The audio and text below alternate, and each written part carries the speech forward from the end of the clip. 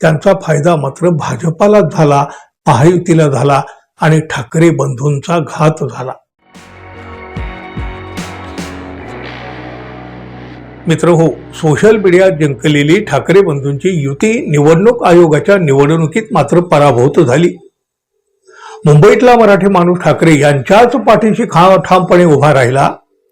भाजपा आणि शिंदे गटाची या निवडणुकीत दमछाक होताना पाहायला मिळाली. एकनाथ शिंदे यांची शिडी करून भारतीय जनता पक्ष मुंबई महापालिकेच्या सत्तेपर्यंत गेला.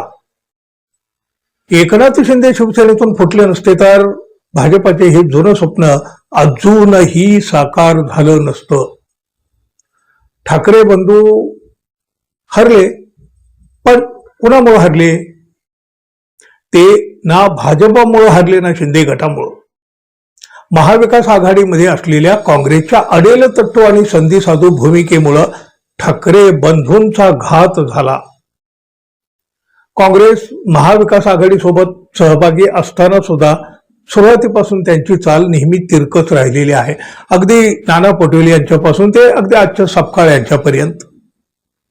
मुंबई महापालिकेच्या निवडणुकीमध्ये काँग्रेसनं महाविकास आघाडीचा विचार न करता आपली वेगळी चूल पेटवली आणि खऱ्या अर्थानं तिथंच ठाकरे बंधूंच्या शिवशक्तीचा घात झाला.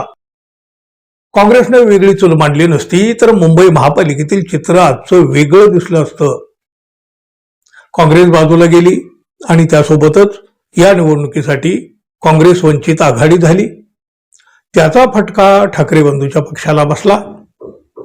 काही जागांचा निकाल पाहिला तर भाजपानं ज्या ठिकाणी विजय मिळवलेला आहे त्या ठिकाणी काँग्रेस वंचित आघाडीच्या उमेदवारानं घेतलेल्या मतामुळं ठाकरे बंधूंचा पराभव झाला असल्याचं आकडेवारी सांगू लागली आहे.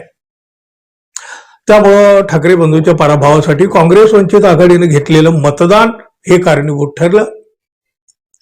मुंबईमध्ये उद्धव ठाकरे यांना मुस्लिम मताची मोठी अपेक्षा होती.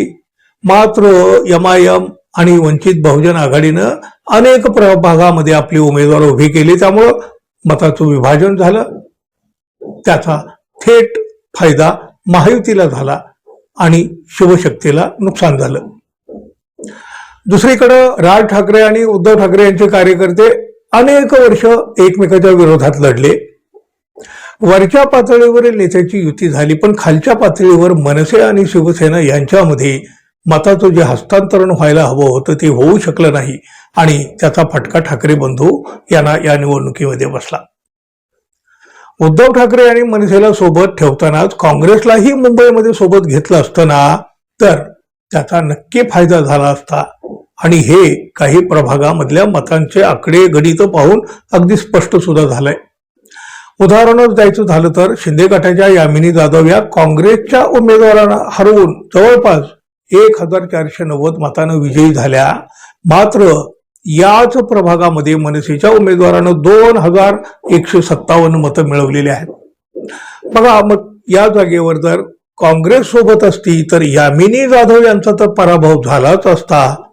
त्याचा फायदा ही जागा लढविणाऱ्या काँग्रेस आणि त्यांच्या मित्र पक्षाला नक्की झाला असता. मुंबईत आणखी काही प्रभागामध्ये सुद्धा जवळपास अशीच परिस्थिती असल्याचं दिसून येत आहे.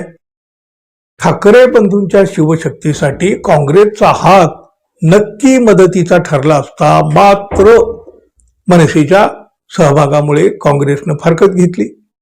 मनसेलाही समाधानकारक यश मिळालं नाही. ठाकरे शिवसेनेचं हे नुकसान झालं. काँग्रेस, MIM, वंचित बहुजन आघाडी हे पक्ष भाजपाचे विरोधक, पण तरी सुद्धा त्यांचा फायदा मात्र भाजपाला झाला, महायुतीला झाला आणि ठाकरे बंधूंचा घात झाला. मित्रांनो, अशा परिस्थितीमध्ये भाजपनं जो विजय मिळवलेला आहे तो खरोखर भाजपाचा किंवा शिंदे गटाचा किंवा दोघांचा मिळून हा विजय आहे असं अजूनही तुम्हाला वाटतं का? जरूर सांगा. धन्यवाद. पुन्हा भेटू. नमस्कार.